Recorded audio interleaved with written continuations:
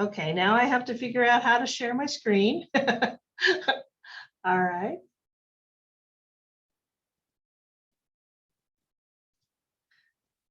There we go.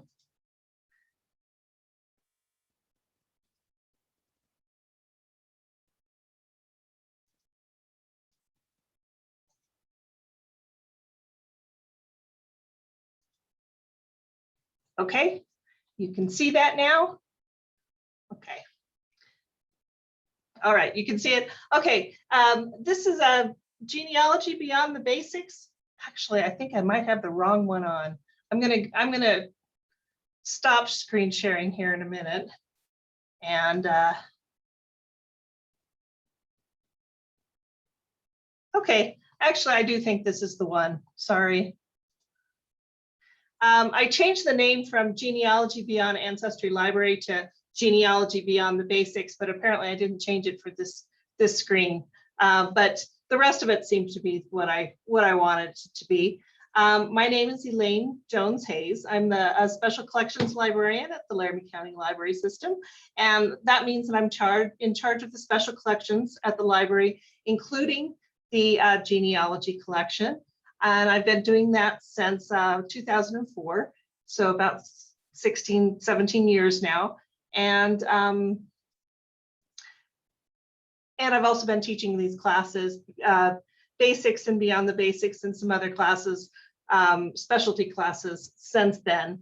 Next month, we will have a virtual genealogy Wednesday class, but it will be taught by Angie Wolf, who is also in the special collections department, and she's going to be doing a presentation about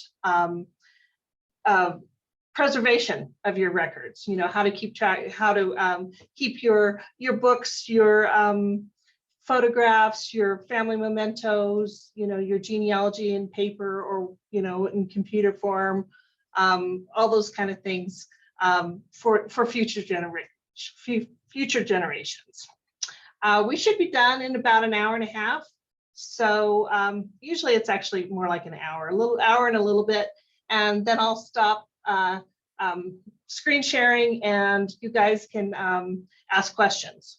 If you want to unmute yourself and ask a question during, that's fine too. But there's probably a fairly good chance that I'm going to get to it. So, and we're going to start.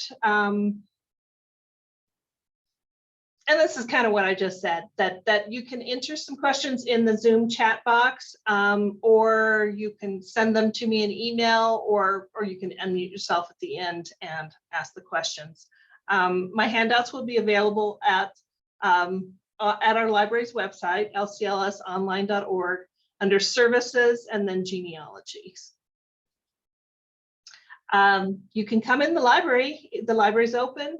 You do need to wear a mask while you're in the library, at least now. We may change that in the future.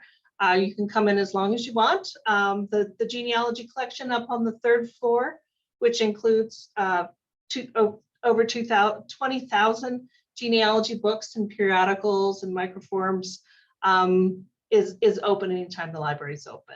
And those are our library hours right there. We have access to Ancestry Library Edition and Full 3 database and other genealogy websites and databases right there in the library, in the genealogy department. And there are some staff members and volunteers that are there to help you too. The Ancestry.com, or the library version of Ancestry.com, which is Ancestry Library Edition, is available for you to search at home now until June 30th, 2020. And Ancestry did that because so many libraries were closed because of COVID. We also have another database called Heritage Quest that is also free for you to search. You just need your library card, and I'll show you how to do that a little bit later. But and you can find that at lclsonline.org. And people are always asking about what's my PIN. If you've had your library card more than a couple of years, it's probably WILD, W-I-L-D, If it's a newer card, it's probably READ, R-E-A-D, unless you've actually changed it to something else, some other number that's meaningful to you, a number or word or whatever. Last time we did beginning genealogy, and we kind of went over this sort of thing, which is how you generally start your genealogy. You need to record what you already know about your family, and you can use things like ancestor charts and family group sheets to write down what you already know about your family. You should always, of course, talk to your family, not only to find names and dates and birth dates and birthplaces, but also to find out if there's somebody else in your family that's actually already working on the genealogy. So you can have a research partner, and maybe they can let you know what they already know about the families to give you a heads up on what's on your research. Beginning your research at home also means looking at what documents you might have in your home that will help you with your genealogy work. Things like vital records, which are birth, marriage, and death records, obituaries, newspaper clippings, military records, even wills or land records, things like that. So you may have all sorts of things like that. Generally, we tell people to start with themselves and work backwards in time. And in the United States, we're lucky that we have the US federal census that's done every 10 years. So you can start with the newest available census, which is the 1940 census, and work backwards that way. So you just have to find somebody that was alive in the 1940 census, and then find them, and maybe with their parents, and then maybe, or find out where they were born, and look in the 1930, 1920, 1910, etc., and try to go back in time that way. There's an amazing amount of information that's already been published about genealogy. So not only just family histories, information about certain families, but also compiled vital records. So could be births in a certain place, or deaths in a certain place, or those wills or land records or whatever that might have been published in books or in a database or website. Looking for original records, those are records that came from somebody that was a witness of the event. So things like vital records, birth, marriage, and death, and census are both, they've somebody that was a witness of these events were who the information came from. And you also want to always record somehow everything that you find.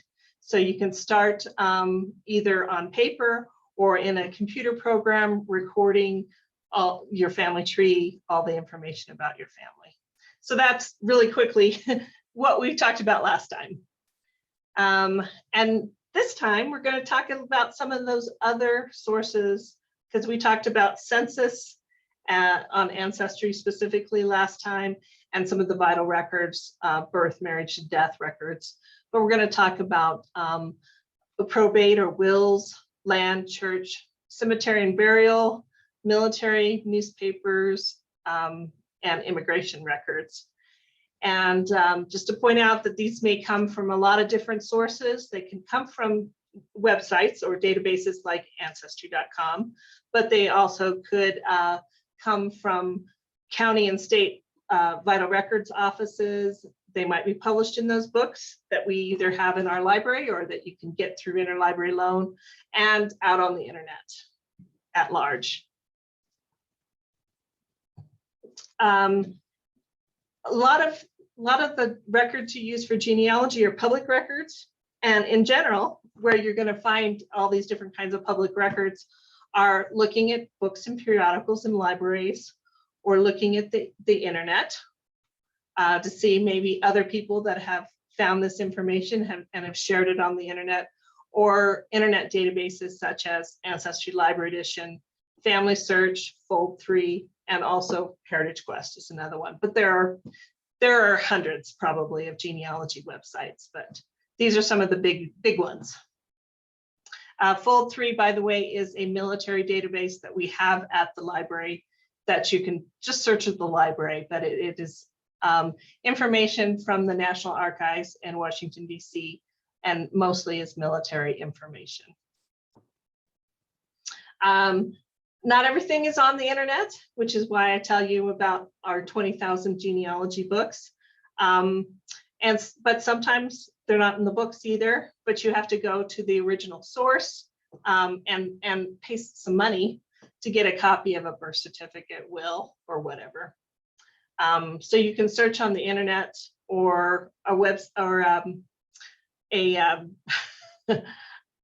like google.com or another search engine to look for a .gov or an official website for that vital record information. So you're going to usually look for a state.gov, like wy.gov website, or just a federal.gov website.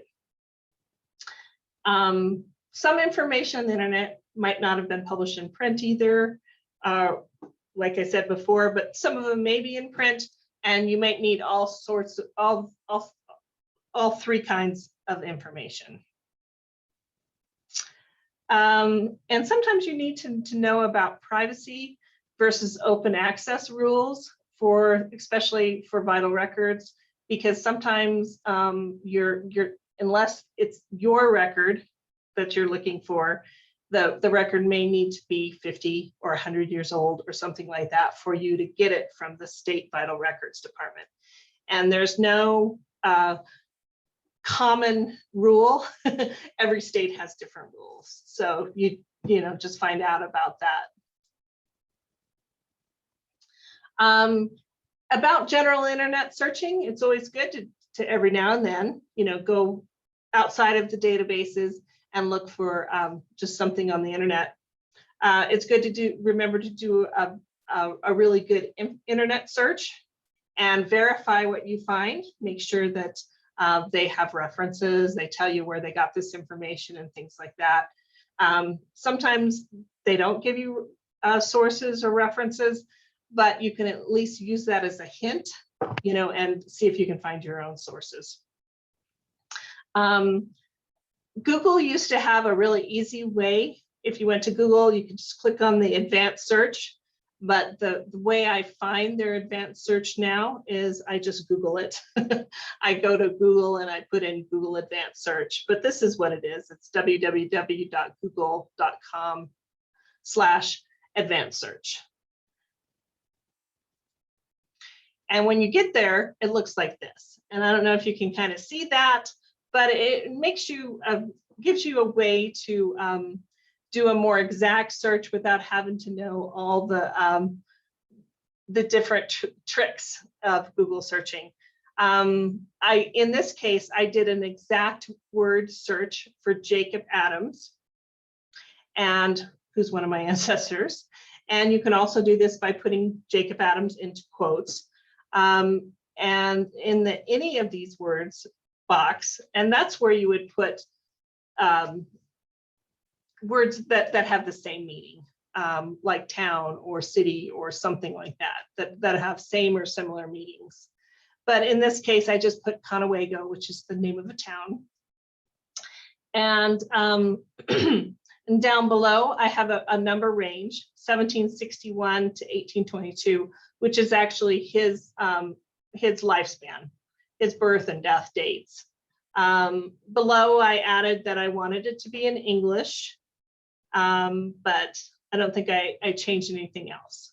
But you can narrow your search by language, by region.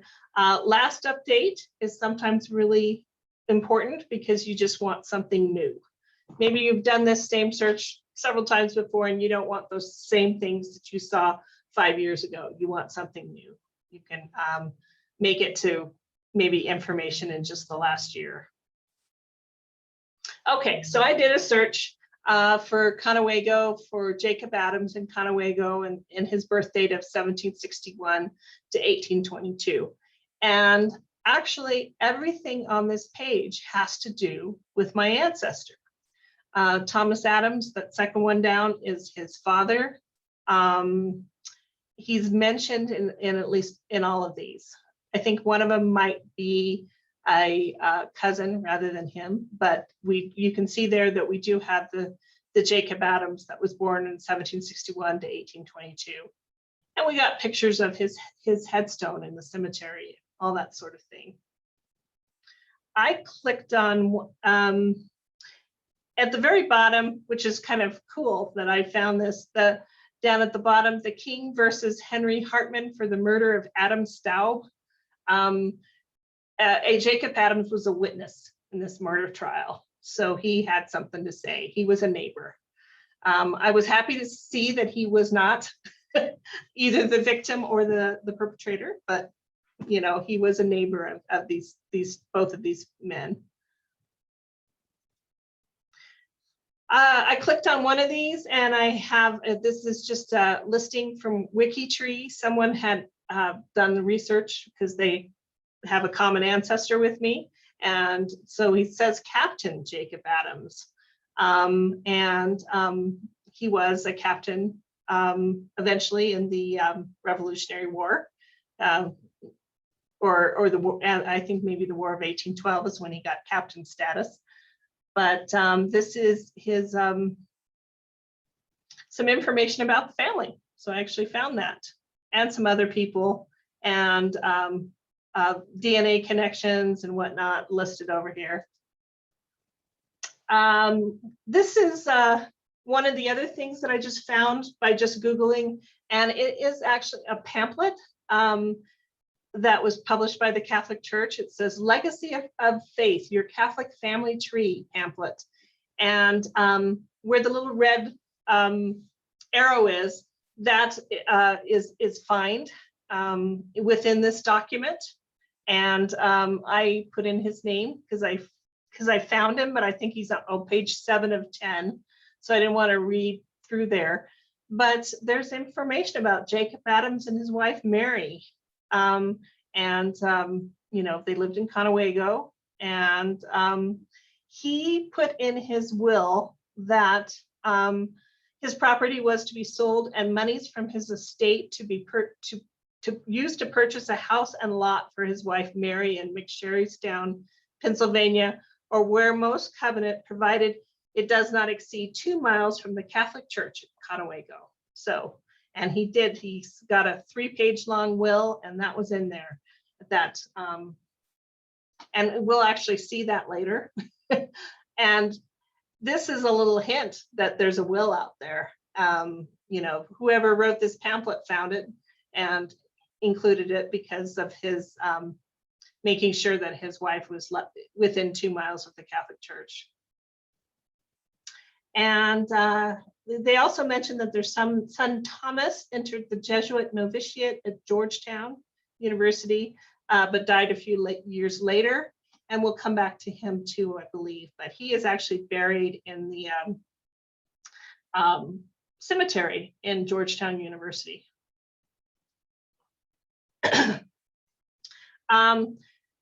This is our website, lclsonline.org.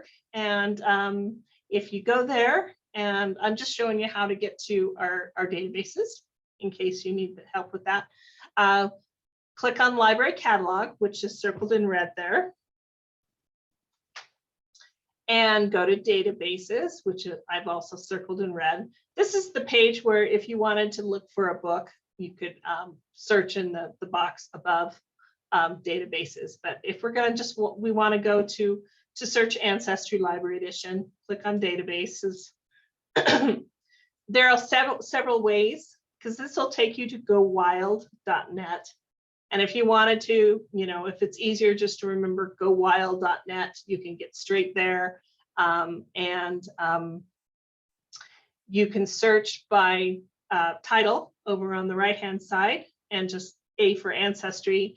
You can put in Ancestry in the search box, or go below where there are subject headings and find genealogy and go to the internet resources. Either way, you will get to a list that looks like this. This is, I clicked on the genealogy resources. Ancestry Library is right there at the top, and it tells you that there's home uses available until June 30th. And then also below there's Heritage Quest online.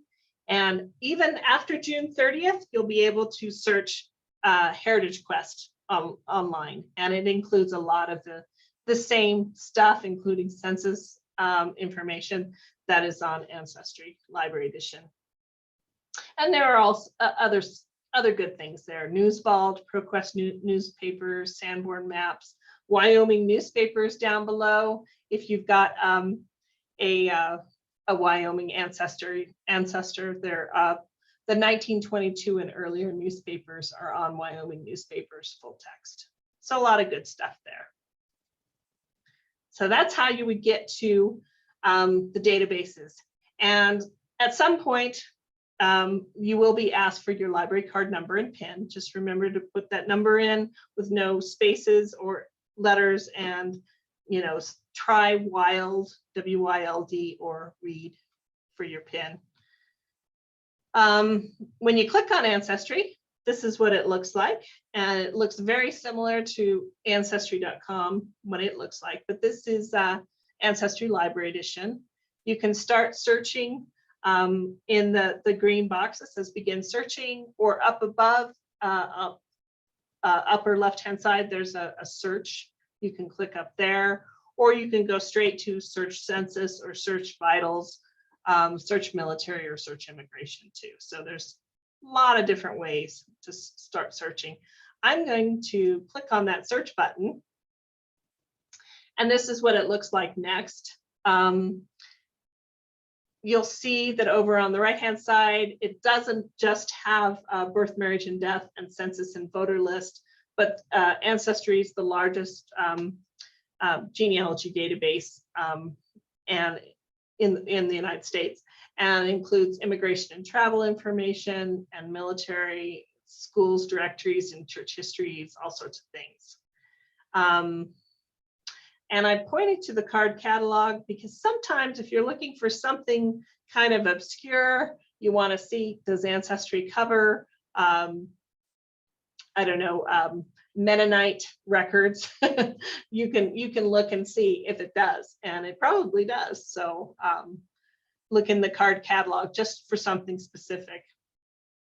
If you just enter your first and last name for the ancestor you're looking for, or someplace they lived in their birth year, and even a guess at the birth year is better than nothing at all.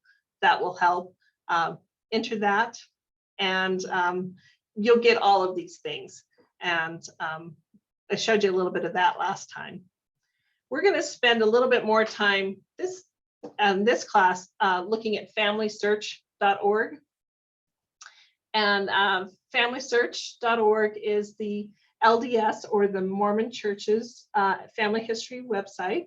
The Mormon Church has the largest genealogy library in the world, and they have opened up, they have digitized 80–90% of all their records, and they're available for you to search online for free, and you just need to create an account.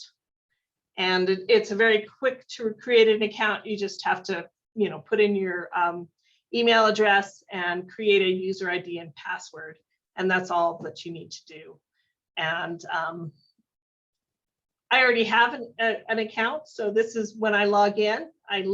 My account kind of looks like that. You'll see my name in the upper right-hand side. You can enter your family tree on Family Search. You can search for actual records, and it does give you this front page is going to look different for every person, because it's kind of telling me my ancestors and what's gone on. Somebody added this nice picture for Emma May Cullum, who must be in my family tree, and I can jump to any of this new information and look at that, or I can look at the family tree, or I can start searching, or whatever. This is what my family tree looks like, and I moved it over a little bit just to show you all my, this is my great-grandparents on my mother's side. August William Haug, Catherine Selbach, Emmanuel Becker, and I think Mary Myers is his wife, but it's off the screen. But there's everybody, and you can see that I can add pictures, I can add sources and other information in the family tree. I mean, family search family tree. And the kind of cool thing about family searches, family trees, is that they're shared. Well, it's a shared family tree. It's one world family tree. So I only had to put in up to my grandparents, and then it just opened up because all the other people were already in there. So that's both a good and a bad thing, because your living people on your family tree are private, but you know, anyone that's deceased is shared with other people that might have the same people in their family trees, and they can mess with it. So they can change things basically, and so can you. But and anything like you add like a picture or something, it's no longer private with you, but it's on that person for anyone else to copy or whatever. But so just keep that in mind. I have put watches basically on my grandparents and great grandparents. So if anybody changes them, I go in there and I'll fix it. And it happened a couple times, but usually it's people that are helping me out. They're adding sources or good things. And then I can come see what the new thing is that they've added. This is from the tree. I clicked on my grandpa. This is August Bernard Haug, and you can see his, you know, his name, his picture, his birth and death dates, the little number, that K8G5-Q32. That's his specific number. So just in case there is other people with the same name, this is the person that's associated with this birth and death date and these sources. There's a little life sketch, some vital record information, you know. You can see below somebody added a child at a certain date, and I can see what happened there. This is more of it. There's more of his information and sources that have been added. There's family members. I can jump to another family member. Anything that's in blue is a link, so you can go to another person in the family and see more about them. We can search genealogies, and of course genealogies are trees and family information that are submitted to Family Search. So, you know, keep that in mind, that this is research that other people have done, which may or may not be accurate. As it says, accuracy of the data in these genealogies varies from tree to tree. We encourage you to validate all data. So, you know, look and see if it sounds reasonable. Does it have sources? Can you, you know, back it up and things like that. So, but they can definitely be used as hints for you. So just don't add them without double checking. All right, you can search historical records, so actual records, just like in Ancestry. So I put in the great-grandfather's name. No, this is my grandfather name, not my great-grandfather. I have a grandfather and a great-grandfather, both named August Haug, but August Bernard Haug is my grandfather. And I can put in his name, birthplace, birth year, and I wasn't sure about the year, but I put in a range, 1870 to 1890, and his spouse's name, Blanche Becker, and I can search that. And you can search with less information than that, just with the name, although I would suggest, you know, at least having a place and maybe a guesstimate of a birth year, because most people have more common names than August Haug. August Haug's a kind of uncommon name. Okay, I searched for that, and you know, it has my search over on the left, so if I needed to change something, I can quickly go in and change something on my search and update it and search again. But these are my results, and there are 92 results for August Bernard Haug that was born in Kansas and with this birth range. Over on the right-hand side, you can see that if there's a tree, if I can go to a tree with this person in it, that there's a little tree-like symbol. The thing that looks like a page means that this is to look at the record, to the just the printed, the text record. If it's looks like a little camera, then that's the image. So the first thing, we have a Kansas marriage record. That sounds cool. Another one, Kansas marriage record. That's the top three actually are all marriages. So, and if I can see below on, you know, on the description, it looks like they're all the 2nd of May, 1905, and they all look like the right place. They have the right spouse. Below we have a find a grave. We have 1900 census, US Census, and some Kansas state censuses. So those all actually look like good things that I should look at, which you should get the best results on the first page. So I kind of hovered over that first one and it popped up. It says, hey, in your tree, you've got this person. In fact, you've got 13 sources already attached to him and one typed in memory, and you have more information about him. So I can go look right at that. I can view either the image or the text information. This is one of them that had an image, and I can see that it says they were married on the 2nd of May, 1905. He was 21 years old. We have a birth year of 1884 as estimate. Blanche Becker as his wife, she's 20, and estimate that she was born in 1885 by that. I can look at the original document by clicking on that image, but it does tell me our source below is Kansas County Marriages. If I clicked on that, the little I by that, I can find more information about that source. But this is it. There's a marriage license record, and you can see that that was actually scanned right from a book that was probably in Nemaha County Courthouse, because it's state of Kansas, Nemaha County. August B. Haug of Seneca, Kansas, who's 21, and Blanche B. Becker of Seneca, Kansas, and she's 20.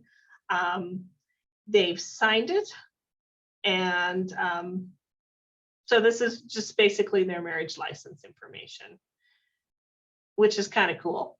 I didn't have to go to Nemaha County, Kansas to see that. And I can print it. Above, you can see I can print it, I can download it, I can save it in a flash drive. You know, from here, I can put it right into my family search tree as a source. I could, if I download it, of course, I can save it and put it in the source and Ancestry too, if I have an Ancestry family tree. Okay, so that's just a little bit of showing you a record and things that you can find on Family Search. And probate or wills can be really helpful records because anything legal exists in times and places earlier than other records.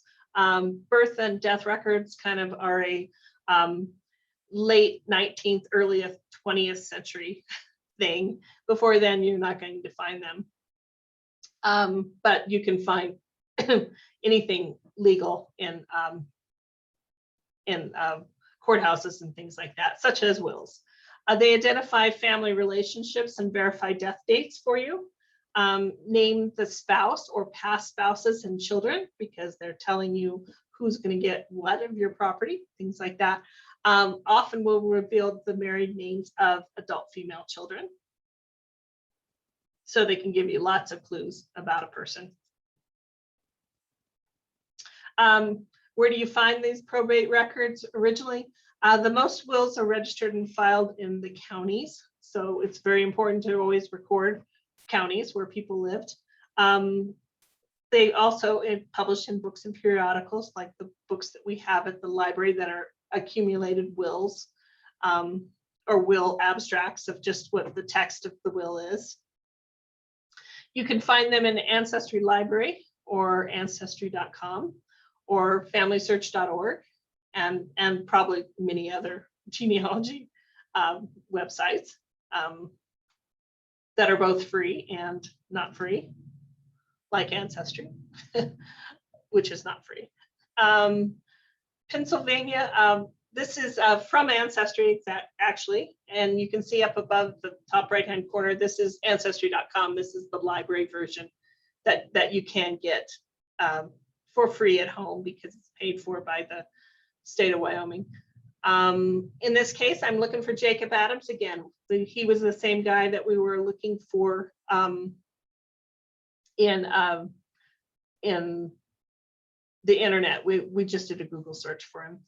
But Jacob Adams, we know he died in 1822 about, and so we're looking for this will at about the time that he died in York County, Pennsylvania. He actually, I think it was Adams County when he died, but it's close, York County, Pennsylvania. It was previously York County. All right. Oh, okay. So the top one here, we have Jacob Adams. We have a probate date of the 16th of August, 1822 in Adams County. There are some other counties. Actually, a lot of people named Jacob Adams, kind of a common name in Pennsylvania. So, but the top one looks good. So there is an image. So we're going to look at the image for that. And that's it. And it took me a little while to read this, but you know, it starts out in the name of God, amen. I, Jacob Adams of Berwick Township, County of Adams, and State of Pennsylvania, being weak in body, of sound and disposing mind, etc., etc.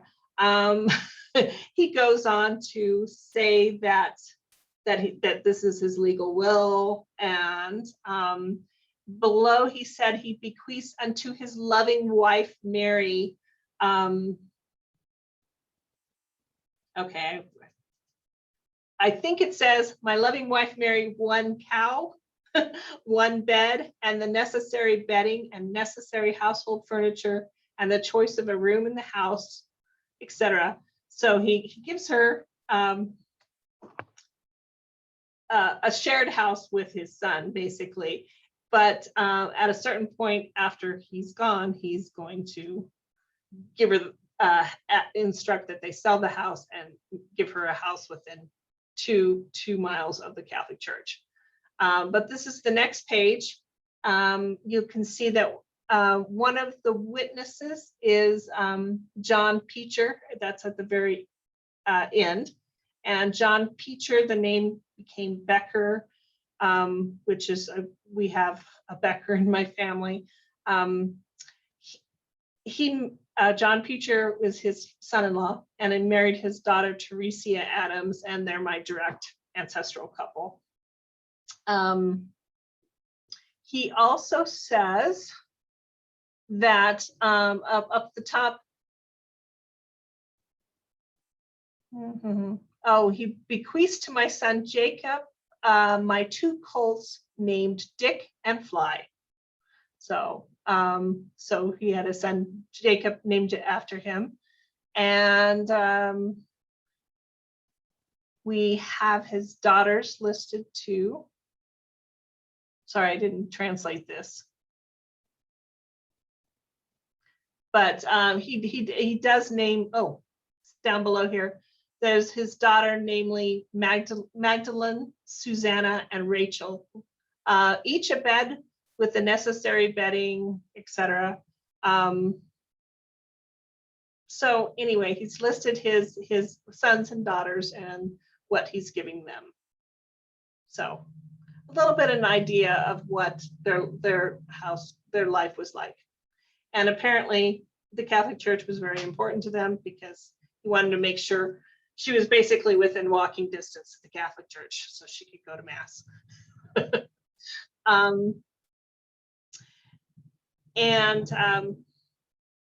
I think we'll revisit this. Well, actually, this was on Family Search, but you can also find the same will on Ancestry.com, so which is good to know. There's multiple ways to find it. Land records, of course, exist from the very beginning of the first permanent settlement in America. These are also something legal, so you're going to go back farther.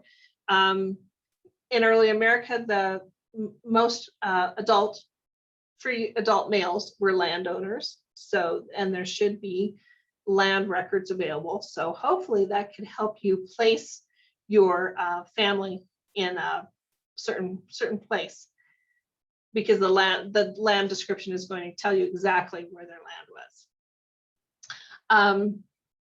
They put why would you want to use the land records? Because they place individuals in a particular place at a specific time.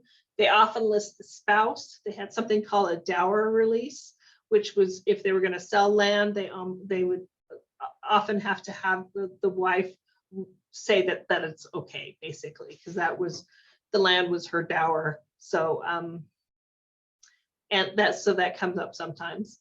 Or they often state other relationships, or if the spouse is also a buyer. Sometimes family would sell land to other family members. So sometimes the buyer and the seller are both family. Very often in the West, we're looking for homestead records or federal land records such as homestead records. These began in 1862. You had to go through a certain process. You had to pay a filing fee. You had to reside on the land. You had to cultivate it and improve the land. And you had to prove this all. So in fact, they would call it a proof of the land that, and also you had to either be a citizen or an intended citizen to file. So sometimes you would have to provide immigration records and things like that, or naturalization records. And also all of this produce records that give you more information about your family. Both men and women got homesteads, or single persons or married people of either sex just had to be over the age of 21 and a citizen or intended to become a citizen of the United States. The federal land states are the states that you could homestead in, and it includes some of the southern states, but a lot of Midwest and Western states were included in this, including Wyoming, Colorado, and Nebraska. That's why we usually have some ancestors, or very frequently have ancestors that homesteaded. The homesteading process took about at least 5 years to do that. They contain your proof of residence. They can show previous residence or immigration information, port of entry of the immigrant, place of origin, things like that. The final documents also show your name, age, marital and citizenship status, postal address, and settlement date, things like that. So if you get the final documents. Finding these homestead records, glorecords.blm.gov are one place to find the homestead records. You get just sort of a basic packet, that's online. But if you want the land entry case files, which is all that information, about proving up the land and, you know, building a barn and and what crops you grew and your citizenship records and things like that are at the archives.gov. And with the information you get from the GLO records.blm.gov will give you the information you need to get the whole land entry case file if you want to do that. Okay, and this is back to this GLO records. GLO is General Land Office Records, glorecords.blm.gov website. And you can search under land patents, and that's where we're going to go next. Just click on land patents, which is in sort of the middle there. And you need to have at least a state and a last name to search. And that's all I put in here, is I put in Wyoming and the last name is Woods, and then I can click on search patents. If you have more information, that's great, but see what we come up with. We actually come up with 4 pages worth of people with the name of Woods, which is a pretty common name. And you can find them by name. We have the legal land description, the township and range, the aliquots. On the far right-hand side, you can see what county they're in and look through those. Usually you would have at least a first name too, but okay, I clicked on Ben Woods, the land office in Bighorn County. The land office he used was Buffalo Land Office, and we can see a little bit. It was a homestead entry. The May 20th, 1862, that's when the law was passed for homesteading. He's only got 42.87 acres, which is unusual. Usually you see at least 140 acres or more, especially in Wyoming. See bigger tracts of land. But we have below, we can see a map. And I actually did a slider, you know, before on the previous page, it looked like the United States. I focused in on that spot right there. And you can see that it's actually on the border between Bighorn and Washakie County. And exactly his little spot, his are right there by a little town, I think called Manderson, which I'm not familiar with. But you can get a little more specific and see a map that shows you exactly where that information is, or that piece of land is. This is what the patent image looks like. So when he got his land, and it does tell you what the legal land description is. Northeast quarter of the northwest quarter of section 5 in township 49, north of range 92, west of the 6th principal meridian, Wyoming, containing 40 acres.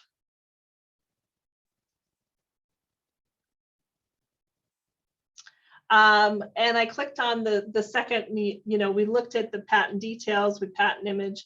The last one is related documents. And these are mostly neighbors, I think, although we do have him again with another tract of land and an Ida B. Woods, which the person I was looking this up for, she said that, oh yes, that's, I believe, it was a wife, or it was someone associated with Ben and Ida. So often you will see the related documents are either neighbors or family members.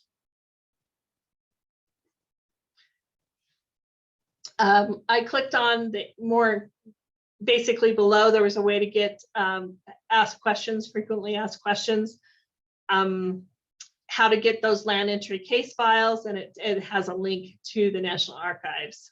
But all the information you need to fill out that form is the information that they give you in the patent details. So if you're interested in doing that, it does cost money. I'm not exactly sure how much. I think they've risen their prices lately, but you know, it could be good information if you found your people and needed to know more about that family. The military also gave out land grants, and this was instead of giving money for compensation for military service, you might have been given a piece of land. And this was mostly in the Revolutionary War, War of 1812, up through the Indian Wars, Civil War, up through the Indian Wars. Mostly you see it happening with the Revolutionary War and War of 1812, because the US didn't have much money to pay soldiers, but had a lot of money, land to give away. Of course, citizenship was not a requirement to get this kind of military bounty land, because the service in the military was the requirement. Okay. You can find some of those bounty land warrants also at glorecords.blm.gov, because basically they are keeping track of all kinds of federal land sales or grants, including homestead and bounty land grants. The original records are also housed at the National Archives in Washington, D.C. for the military bounty land grants. Usually anything that's federal, that's the original archives is the National Archives in Washington, D.C. We do have some books in our collection of Laramie County Library, and including some indexes for Revolutionary War bounty land. If you have a Revolutionary War soldier, you want to know if they got a bounty land grant. Also, you can check databases such as Ancestry.com and Ancestry Library Edition, and that glorecords.blm.gov that we were just at, to see if you can find your ancestor there. Of course, not all land sales were federal land sales, but there were individual private land sales that can tell you a lot about your family. If they're in a federal land state, they will be described in that township section and range. If they're in a state land state, they may have a meets and bounds, which is a more of a description from a certain point.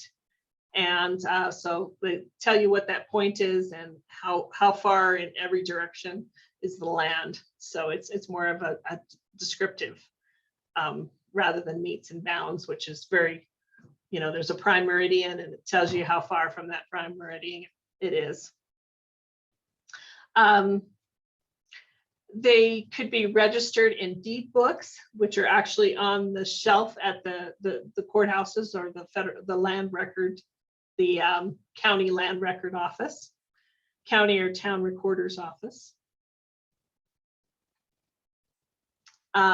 You can, of course, the value of the private land records, you've got the names of the buyer and the seller, and as I said, they may have been related. All the dates involved, description and acreage of the property, a county and state of residence. There may be witnesses that could be family or things like the dower release that I described before, previous owners' names, signatures, original signatures of your ancestor right there on a document that you can see what their signature looked like. Those are kind of neat details. This is a card catalog for Ancestry, and I search for land records just to kind of show you all the different kind of land records that you can find. There is information from the United States, but I also see London and England. I kind of hovered over Delaware land records, 1677 and 1947. So, you know, you may find a whole lot of information there. And a lot of land is also going to be mentioned in wills too.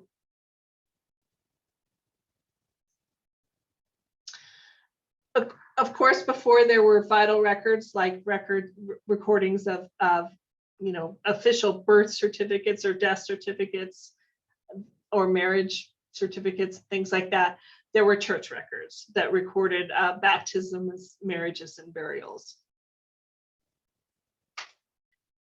And a lot of these are at the, you can thank the Mormon Church for going around the world and going to little churches and county records office and things like that, and recording information at that church, and microfilming their records, and they would give a copy of the microfilmed records back to the church, and they would take a copy back to Salt Lake City, and now it's in their databases that you can find. And they've also sold that information to databases such as Ancestry. But these church records, they may be difficult to locate. Maybe you have no idea what your ancestors' religious affiliation was. But many of these church records have been published, microfilmed, scanned in, or digitized, etc., and are available on the internet.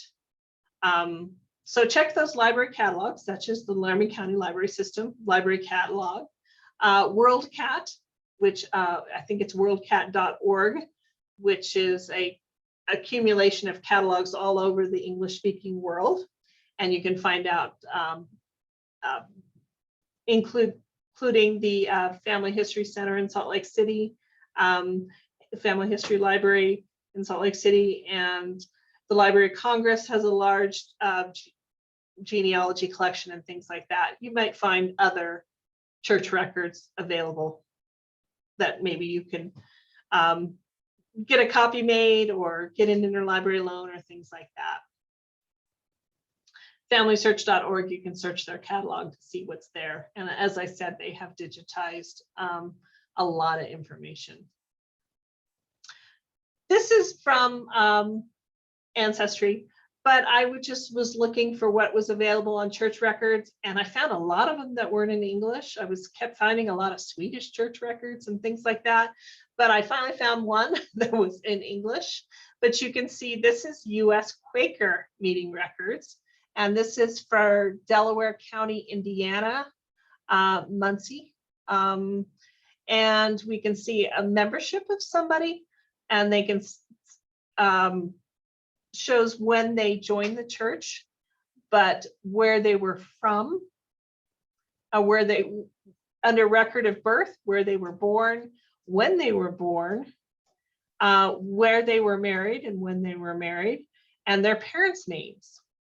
This is just members of Quaker meeting records. So kind of interesting. Lots of information possibly you could get for something like from church records. Cemetery and burial records. You can go visit all these cemeteries where you think your family might be buried, and the caretakers usually keep good records of who's buried in their cemetery and where the plots are. Note all the names and dates of anybody that is buried nearby or in that same plot. Take a look at the sexton's records. The sexton is the person who keeps track of the cemetery that's associated with a church. Older records can be found in a lot of places, not just on the internet, but maybe in local libraries, state archives, or local archives, or historical societies may keep track of all these kind of things. A look for cemetery listings on the internet. A lot of them are on the internet. You can call up a funeral director and ask, especially it's often, it's a family business that has gone on for many, many years, and they've kept track of their records, and they might be as good as official records. Try to visit the cemetery in person if you can. If not, try this www.raogk.org. RAOGK stands for Random Acts of Genealogical Kindness.org. And it's basically people that will maybe visit a local cemetery for you and take a picture, write down what it says, things like that. So you don't have to go to Pennsylvania or Maryland or California or whatever, but maybe find somebody in that area that can do you a little favor, a random act of genealogical kindness. And you can also volunteer to do that in your local area. So I don't have any family members here in Cheyenne, buried here in Cheyenne, but I could say, yeah, I'll go to the courthouse, or I'll go to the state archives, or I will go to the cemetery and take pictures for you, or whatever. And this is what this random acts of genealogical kindness looks like. And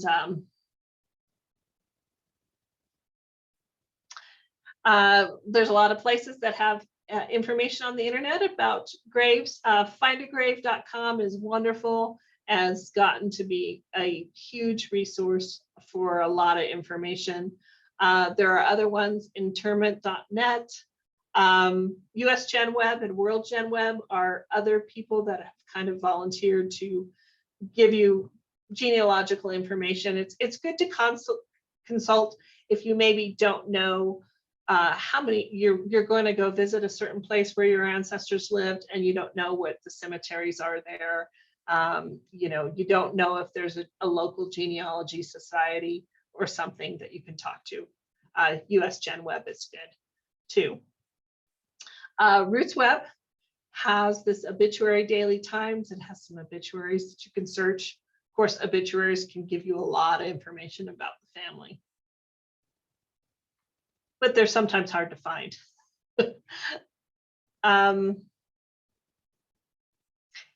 Okay, so this is Find a Grave. So you can, there's links from Ancestry to Find a Grave, but you can also go straight to Find a Grave and just search for somebody. You can add, first and last name, middle name, if you know it, the year they were born, the year they died. If you have an idea of the cemetery location, you can put that in too. I searched for Ephraim McDowell, and I found, I don't know, what is that? Six different Ephraim McDowells. And I could look through there and find, okay, the guy that I was looking for was in the middle there, born in 1673 and died in 1774. And I can take a look at those. This particular Ephraim McDowell, there's a lot of information about him. There's a whole story about his family history on here. There's pictures of, he's got a little memorial, what their family, because they're Scottish, what their tartan looked like, things like that. If I go farther down the page, there's family links. There's links to everybody in the family. His spouse's a link to her grave, the children's graves, and so I can keep going. There's two people that help out with this. Actually, there's three links. At the very bottom, it says maintained by Sue McDuff and originally created by S.G. Thompson. And also this page is sponsored by Barbara Scott White. Any of those I can click on and maybe get an email, and maybe email those people like I have something to add, or something maybe is wrong about this, or maybe I have a question about some of the information and would like to know where it came from. I've done that with, and these are usually local volunteers. So someone who's probably not maybe a McDowell himself or herself, but maybe they just live in the area and they're kind of keeping track of that cemetery.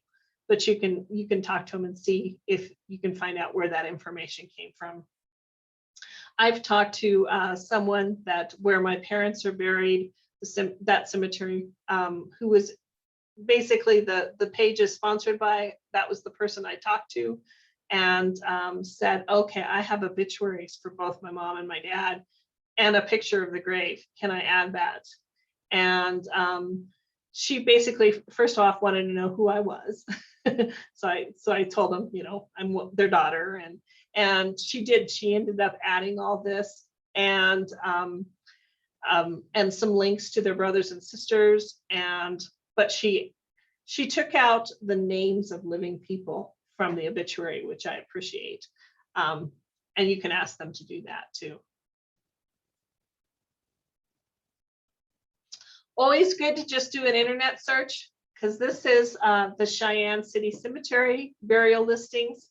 A lot of them are in Find a Grave, but the burial listings for the city cemetery complex, so Lakeview, Bethel, the Oddfellows, Serenity Gardens, Mount Olivet, and Mount Sinai are all you can find them on the city of Cheyenne's website, which always good to look to see if the cemetery has some kind of burial listings online. And for Cheyenne, we do, for at least the city cemetery complex.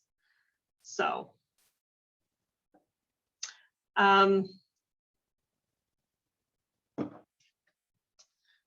newspapers, most states I would have completed newspaper digitization projects, including the state of Wyoming, Colorado, California. Most of the states, any state that I've looked at, I think probably by now they're completed. And anything that's before 1922 and older are out of copyright. So most states have just digitized everything they could find from those older newspapers, including Wyoming. And so you can find obituaries that are that old. You can find ads, you know, if your family was owned a business, for instance, if they were prominent people or infamous people that were in the newspaper, you can find articles about them, marriage, you know, notifications, things like that.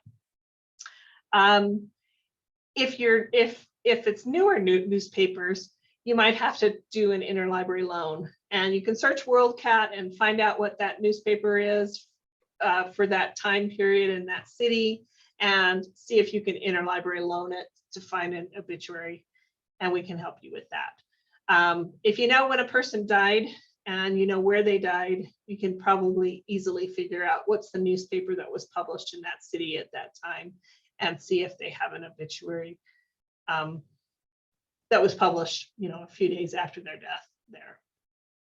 We have pretty good success doing that.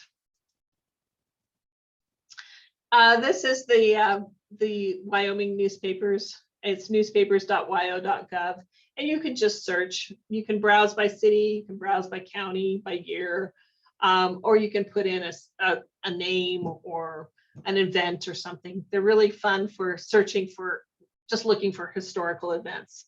You know, when Teddy Roosevelt visited Cheyenne, whatever. but you can find information about your family if they lived in Wyoming. And of course, from other states, you can find their digitized newspapers too. The Library of Congress has a lot of digitized newspapers, and I'm always surprised at what they've got. They've got more than I expected, you know. So look and see if you can find some old newspapers that you're looking for at the Library of Congress. And it's loc.gov, libraryofcongress.gov. If city directories date back until about 1800, and these, so way before there was telephones, but you would have a listing by your address. So people could find out who lives there, and also by your name. So they're kind of crisscross directories. There'd be a listing by alphabetical, by last name, and a listing by the address, and a listing by phone numbers when phone numbers happen. but it gives you an idea of if you're trying to do a house history, you have an old home, you want to know who lived there before you and when it was built. You can kind of go back in the city directories, and they give you it can find exactly where your ancestor lived in place and time. Some of these are on Ancestry Library Edition because they've been digitized. Some of them are in Google Books because they're definitely, these old ones are out of copyright. You can also check local libraries. For instance, we have a good selection of Cheyenne city directories from 1868 till 2020. So wherever your ancestor lives, see if their local libraries have city directories. Find out where your ancestor lived. And this is, I was searching city directories for Cheyenne, Laramie County. This is back to Ancestry again. I put in Francis Warren in Cheyenne, Laramie County. Didn't put in a year or anything. Yeah, I found a few Francis E. Warrens that lived in Cheyenne. And we have the one that his spouse was named Kay. That's listed several times every year in the 1950s and 1960s or into 1960. And then we have, I just clicked on the top one and just take a look at what these look like and view it. So not only would they tell you somebody's name or the name of, there would be the man's name or the husband's name, in the first name of his wife, their occupation, their address, and things like that. So we have Warren Francis E., wife's name's Kay. He's president of the Warren Livestock Company, F.E. Warren Mercantile Company, and Cheyenne Securities Company. And his home, which is why it says H, is at 1225 West 2nd Avenue. And so you get their occupation or their employer and where the house number where they lived and spouse's name. Immigration records. Just gonna check my time real quick. Okay, I think we're getting close to the end. Well, we're 2/3, 3/4 of the way through. Well, I'll try to pick it up and go a little faster. Immigration records. This is at Back to Family Search. You know, I said I'd go outside of Ancestry. So we're searching for August Haug again. I think it's off this page a little bit, but he was born in Germany, and I can't remember exactly the birth date, but 1849, 1852, around that time. On the top, we have a list of an August Haug from Germany, born in 1850, immigration in 1869. That's actually right on the money. And the reason I know that is because it asked that question, or the US federal census asked that question in 1920, when did you immigrate? And he said in 1920 that he immigrated in 1869. So from Germany. We'll click on that, and there's his record. He's 19 years old. That looks like him. I've circled where he is on the page. Above it is Reinhard Haug, which is his older brother, who's 22. He's August, and then it has little ditto marks underneath the last name Haug, and he is 19. Reinhard is a smith. August is a cartwright, so that's their occupation. Other people on the page are, I see laborers and joiner and carpenter. So they're all manual, pretty much manual laborers. And they also say male or female. And if you look up and down, you can kind of see that it's written Germany first. That's where they're coming from. They're all coming from Germany. Then it says United. It's the United States where they're going. And farther over on the right, it says between, but it's written out between decks. So between decks is another way of saying steerage, third class, something. So this is information that's also available in Ancestry, but it's here at familysearch.org for free for you to find. And yeah, plenty, it's readable, it's a good thing. So that's the information of he immigrated with his older brother and exactly when in 1869. This is the ship. If you go to the top of the page, it actually says what ship it is, but it's the Westphalia. It might have said it on here. Oh, you know what? It says the ship's name is the Gypsy. I actually told Family Search that they got it wrong because up at the top of the page, it says that it's the Westphalia, but the ship before was the Gypsy, and they still said that, but the ship was the Westphalia, and Ancestry got it right. Family Search indexed it incorrectly, but this is what it looks like. You can actually, they have a passenger ships and images database, and you can see what that immigrant ship looked like. Ellis Island has a passenger search, and I'm not going to go in great detail, but I do have the website in your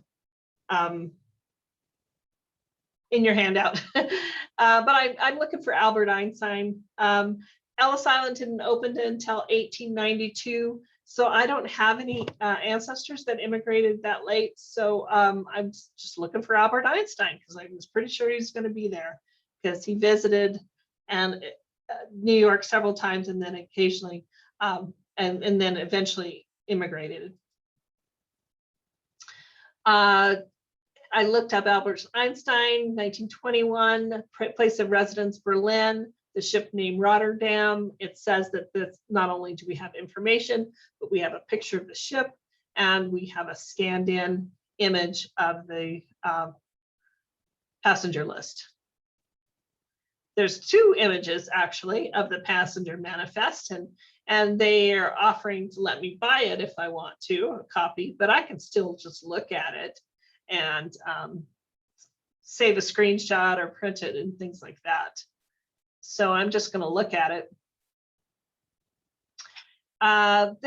These were great big 2-page things where they asked a lot of questions because we had a lot of immigration laws and rules by this time. So there were a lot of questions asked. And then there was another page. This is a little bit closer up. You can see at the top, the SS Rotterdam, there's passengers sailing from Rotterdam. And down below, we have people listed by name. We have Einstein, Albert, and his wife, Elsa. He's a professor. They're asking for occupation again. He's German. He's already a famous scientist by this time. This is 1921. He's nationality is Switzerland. They ask you race, and he put Hebrew, so kind of a different definition of ethnicity, or race and ethnicity than we have now. But and you'll see other people on the page are German or Polish or Dutch. I see Hebrew below too. Last permanent residence, we have country, Berlin, Germany. You have to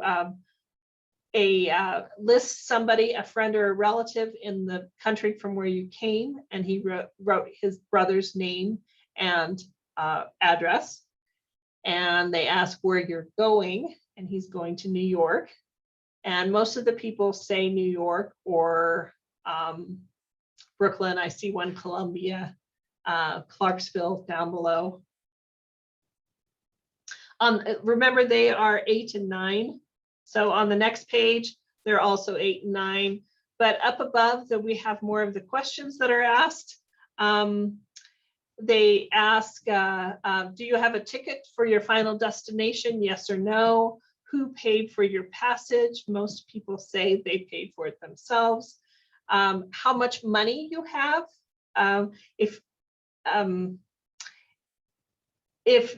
you didn't have at least $50, they ask you how much money you did have.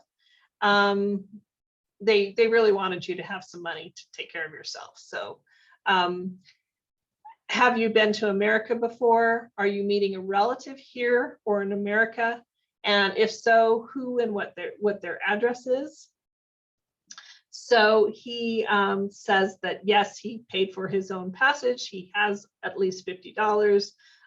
His friends are listed there, which is the Zionist Organization of America. He's not immigrating right now. He's actually visiting for only 5 weeks. He says he does immigrate later, but below we have people that are all, like up above, it says they are going to be here always. They also ask questions like, have you been in prison or in a charity, almshouse, or insane asylum? Are you a polygamist? Yes or no? And I have never seen anybody say yes. They always say no. Are you an anarchist? Everyone says no to that.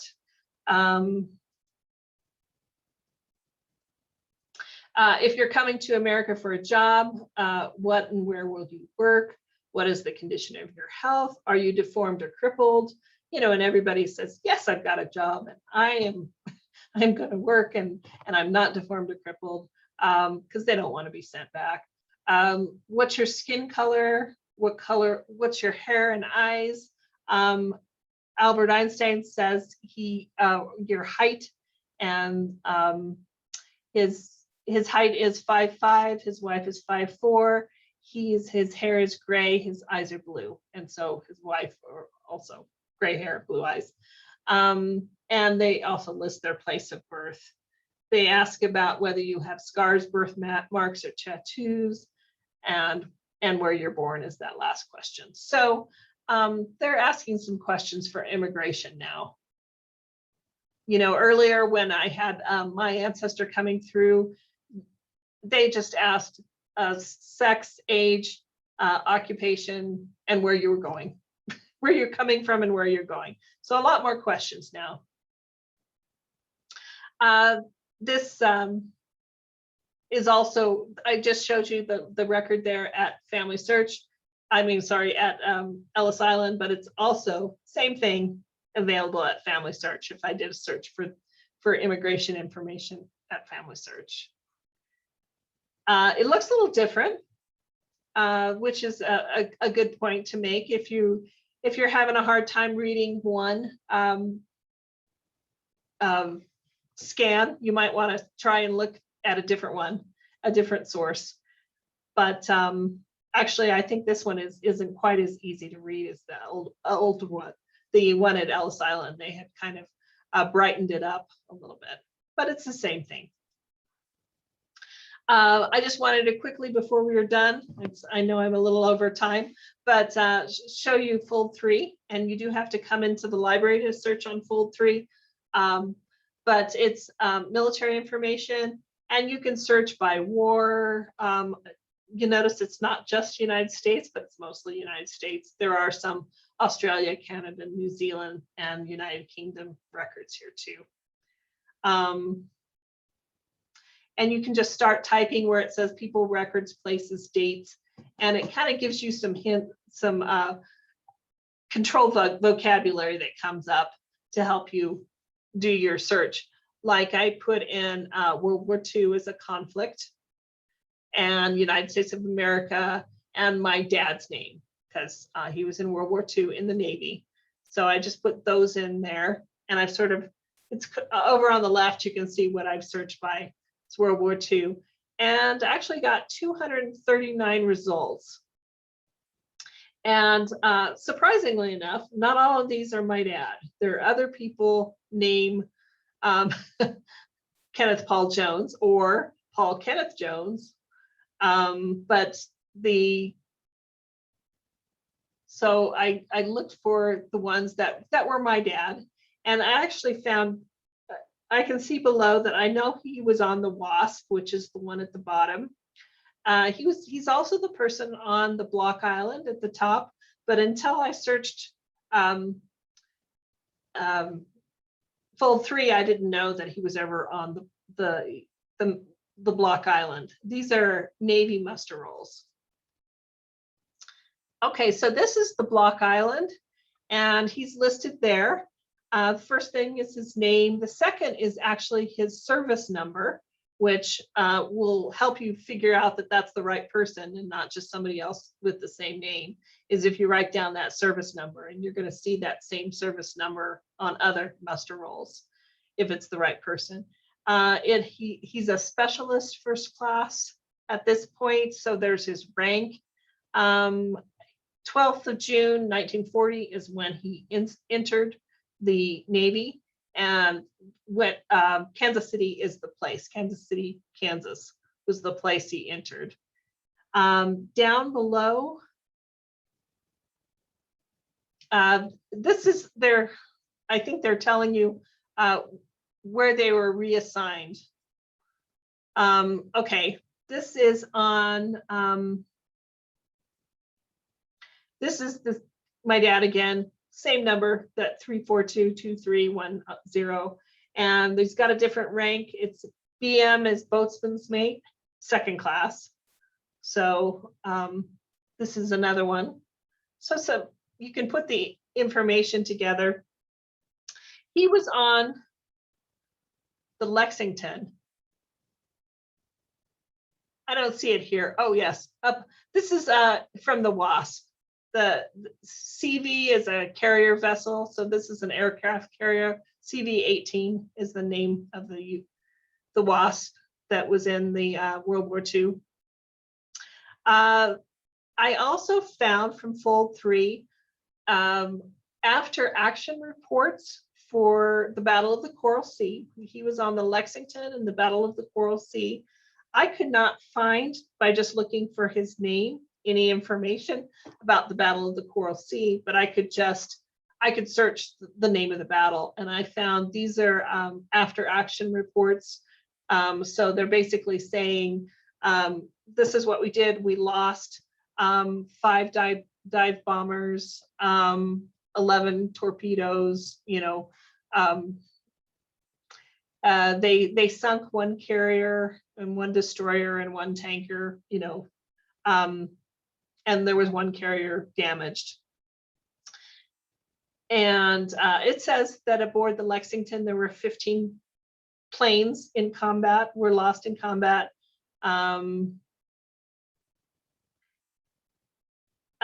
Estimated total personnel lost in the Battle of the Coral Sea is 543. The Lexington was sunk, which is the ship my dad was on. And so there's more information about that right here. These are photos. I actually found this photo, I think, not on Fold 3. I'm not sure, but it might have just been Googling it. But this is soldiers that are jumping ship. They're climbing down, getting into the water. They didn't have enough lifeboats, but they did have life jackets, and everybody bobbed around in the ocean for a couple hours until they picked up all the surviving crew,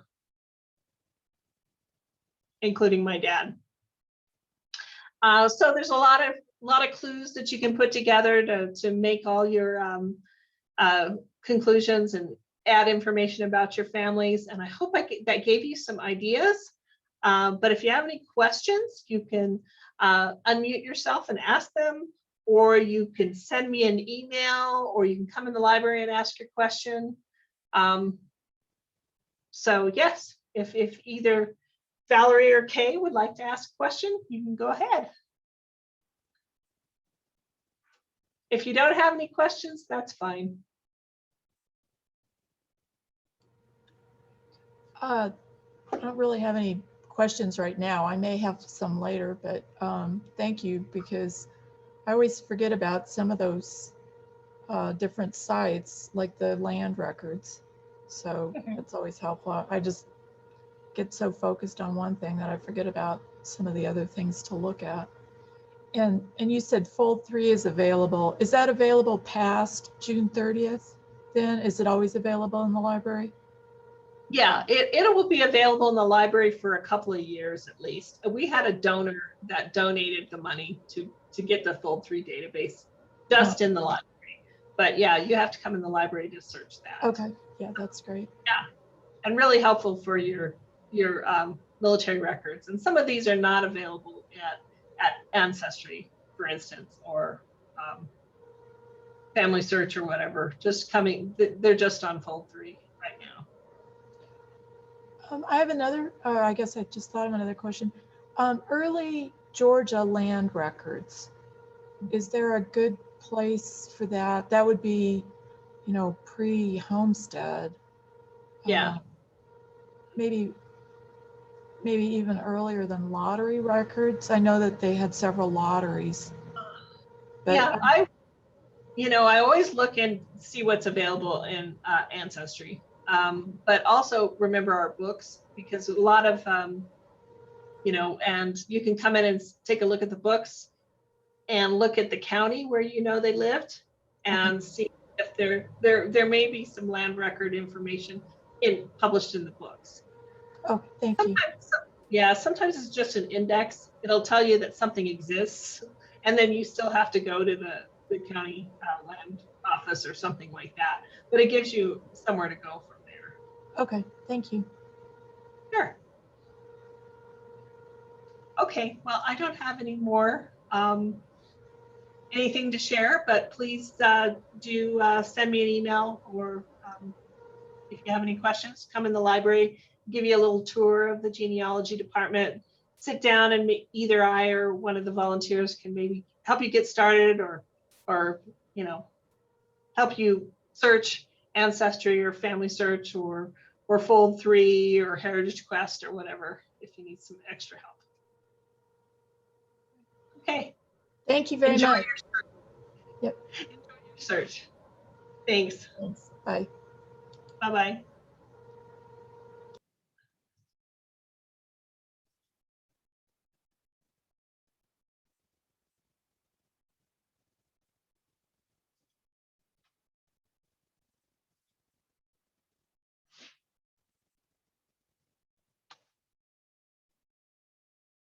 I'm trying to figure out how to stop the